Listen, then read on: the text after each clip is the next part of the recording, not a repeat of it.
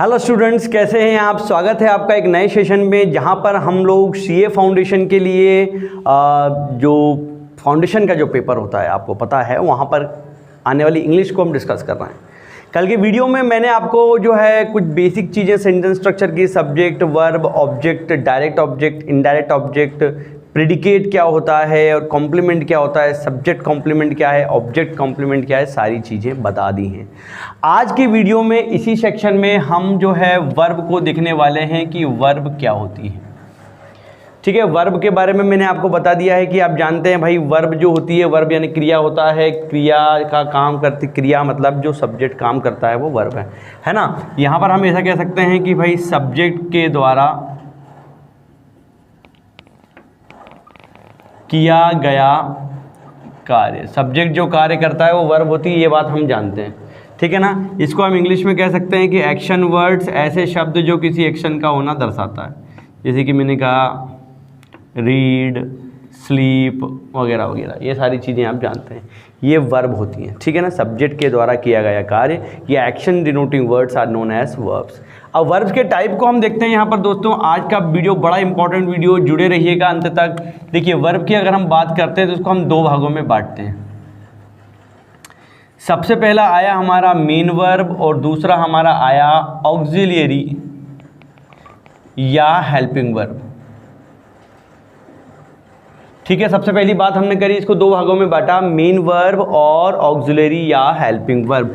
Main verb मतलब हिंदी में इसको कहते हैं हम मुख्य क्रिया, और ऑक्सिलरी का मतलब होता है सहायक, यानी कि यहाँ पर ये होती है सहायक क्रिया।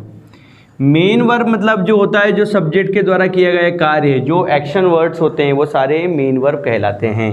जैसे कि मैंने कहा ड्रिंक यानी पीना, आपको पता है, टीच यानी पढ़ाना वगैरह वगैरह।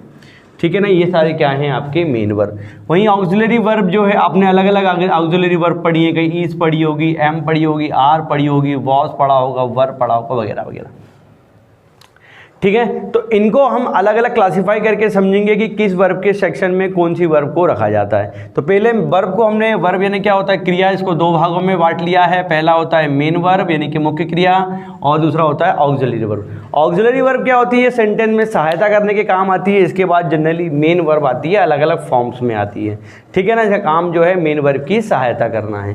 अब अगर हम आगे चलें और बात करें, आप अपनी कन्वीनियंस के हिसाब से स्क्रीनशॉट दोस्तों लीजिएगा। मेन वर्ब की अगर हम बात करते हैं तो ये मेन वर्ब को हम दो भागों में बांटते हैं। पहली होती है आपकी ट्रांजिटिव वर्ब। ट्रांजिटिव वर्ब यानी कि सकर्मक क्रिया। पहली होती है आपकी ट्रांजिटिव वर्ब यानी सकर्मक क्रिया, मतलब वे वर्ब जिनके बाद ऑब्जेक्ट का आना जरूरी हो, मतलब ऐसी वर्ब जिनके बाद ऑब्जेक्ट का आना जरूरी हो। The verbs that need an object to complete its sense, मतलब बिना ऑब्जेक्ट के काम नहीं चलेगा। जैसे कि मैंने कहा शी ओपन्ड, उसने खोला। क्या खोला भाई, कुछ सेंटेंस कंप्लीट हो रहा क्या, नहीं, तो यहाँ पर बोलना पड़ेगा कुछ ना कुछ। See open the door, see open the gate, see open the window, ऐसे। मतलब अगर किसी वर्ब से हम सवाल पूछें वाई, व्हेन, हाउ एट्सेट्रा, और उसके बाद आंसर का आना ज़रूरी हो जाए उसके मीनिंग को कंप्लीट करने के लिए, तो दोस्तों वो वर्ब कहलाएगी आपकी ट्रांजिटिव वर्ब। आई होप आपको समझ में आ रहा है कि ऐसी वर्ब जिससे हम क्या, क्यों, कब सवाल पूछें और उसका उत्तर आना ज़रूरी हो सेंटेंस के मीनिंग के लिए, तो वो होती है आपकी ट्रांजिटिव वर्ब। ठीक है, अब आप स्क्रीनशॉट लीजिएगा। आगे चलते हैं। अगली जो वर्ब है वो है हमारी इनट्रांजिटिव वर्ब। ठीक है ना। इनट्रांजिटिव वर्ब क्या होगी, इनट्रांजिटिव वर्ब मतलब इसको बोलेंगे हम हिंदी में अकर्मक क्रिया, है ना। अकर्मक क्रिया मतलब वे वर्ब जिनके बाद क्या हो जाएगा, ऑब्जेक्ट का आना जरूरी ना हो, बिना ऑब्जेक्ट के काम चल जाएगा, है ना। The verb that do not need an object to complete their sense. जैसे कि मैंने कहा शी इज वीपिंग, वह रो रही है। अब आप क्यों रो रही है, क्या रो रही है, जरूरत नहीं है। जैसे मैंने कहा आई स्लीप, मैं सोता हूँ, तो यहाँ पर आप क्यों सोते हो, कैसे सोते हो, ये सवाल नहीं पूछ सकते। अब मैंने कहा डॉग बार्क्स, कुत्ता भौंकता है ना। डॉग बार्स, कुत्ता भौंकता है। क्यों भौंकता है, कैसे भौंकता है, इसकी ज़रूरत यहाँ पर नहीं है। तो intransitive verbs do not need an object to complete their sense. तो यहाँ पर हमने जो है मेन वर्ब के दो भाग ट्रांजिटिव और इंट्रांजिटिव को देखा। अब हम बात करते हैं दोस्तों ऑक्सिलरी यानी कि हेल्पिंग वर्ब की। हेल्पिंग वर्ब को ही ऑक्सिलरी वर्ब कहा जाता है। इन्हें दो भागों में बांटते हैं हम। पहला होता है आपका प्राइमरी ऑक्सिलरी वर्ब, पहली होगी आपकी प्राइमरी ऑक्सिलरी वर्ब्स, और दूसरी यहाँ पर होती है वो होती है मॉडल ऑक्सिलरी वर्ब्स, ठीक है ना।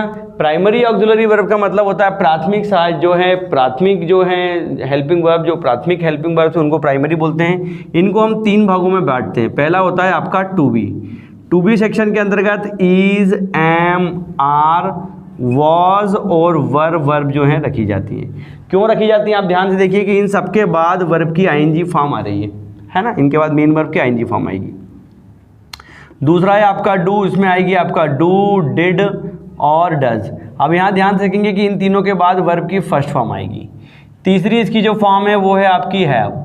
यहाँ पर क्या किया जाएगा आपका हैव, हैज़ और हैड। अब अगर ध्यान से देखेंगे तो इन तीनों के बाद आपकी वर्ब की थर्ड फॉर्म आ रही है, जिससे आपको याद करना बहुत आसान हो जाएगा कि कहाँ पर हमको क्या लगाना है। समझ में आ गई ना बात आपको। इज, एम, आर के बाद तीनों के बाद आईएनजी फॉर्म है ना, डू, डज, डिड के बाद फर्स्ट फॉर्म और हैव, हैज, हैड के बाद third form. Model auxiliary verb की अगर मैं बात कर लूँ तो ये 13 होते हैं, ये 13 होते हैं। मॉडल्स आपको अलग से भी पढ़ना है। कैन, कुड 2 हो गए, विल, शैल 4 हो गए, would, should, ought to, used to, must, need, dare, may और might, है ना। 1 2 3 4 5 6 7 8 9 10 11 12 13। तो ये 13 आपके हो गए मॉडल्स। आई होप आपको समझ में आ गया होगा। बात कर रहे हैं हम वर्ब्स की। वर्ब्स यानी क्या होता है, एक्शन वर्ड्स होते हैं। 2 प्रकार की होती है, मेन वर्ब और ऑक्सिलरी वर्ब। मेन वर्ब को हमने 2 भागों में बांटा, ट्रांजिटिव और इंट्रांजिटिव। ट्रांजिटिव मतलब इसमें ऑब्जेक्ट का आना जरूरी हो कंप्लीट सेंस देने के लिए, कंप्लीट मीनिंग देने के लिए। इंट्रांजिटिव में ऑब्जेक्ट की जरूरत हमको नहीं पड़ती है। वही हमने ऑक्सिलरी वर्ब की बात करी तो 2 भागों में बांटा, प्राइमरी ऑक्सिलरी वर्ब्स और मॉडल ऑक्सिलरी वर्ब्स। प्राइमरी को 3 भागों में बांटा, टू बी, डू और हैव, और मॉडल होते हैं आपके 13। ठीक है, आगे हम चलते हैं वर्ब्स को जो है मेन वर्ब को कुछ लोग 2 और भाग जो हैं इसके हमारे लिए जानना ज़रूरी है कि फाइनाइट वर्ब क्या होती है और इनफाइनाइट वर्ब क्या होती है।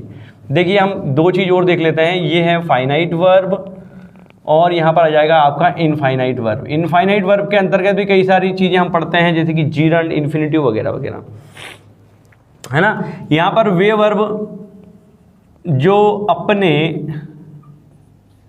सब्जेक्ट के नंबर और पर्सन के अनुसार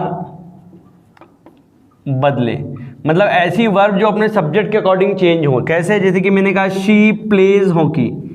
अब यहाँ देखिए आप ध्यान से अगर देख रहे हैं तो शी सब्जेक्ट सिंगुलर है तो वर्ब भी सिंगुलर है, एस लगाएं।